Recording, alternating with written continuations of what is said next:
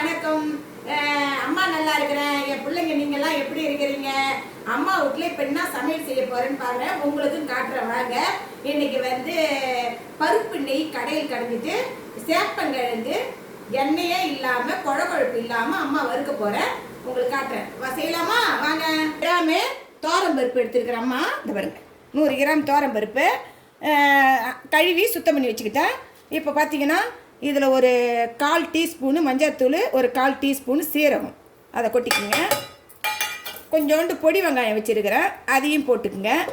அம்மா வந்து ஒரு 2 பூண்டு உரித்து வச்சுருக்கிறேன், அதையும் போட்டுக்குங்க. போட்டு தண்ணியை ஊற்றிக்குங்க.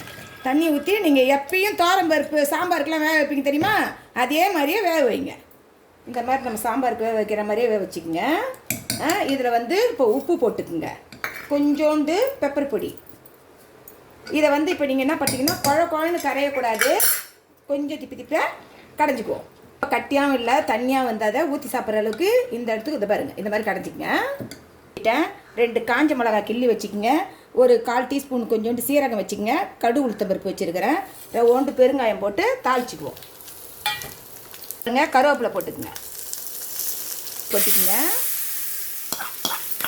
2 டீஸ்பூனு நெய் ஊற்றிக்குங்க. கொத்தமல்லி தாலையை இப்படி தூவிக்குங்க.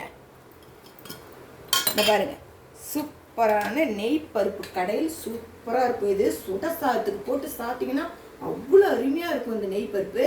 இப்போ அம்மா வந்து சேனக்கிழங்கு வறுக்க போகிறேன். இது வந்து நேரம் பத்தில் பார்ட் 2ல் வந்து எண்ணெயே இல்லாத குழகுழப்பு இல்லாத சேனக்கிழங்கு அம்மா வறுக்க போகிறேன். பார்ட் 2ல் பாருங்கள்.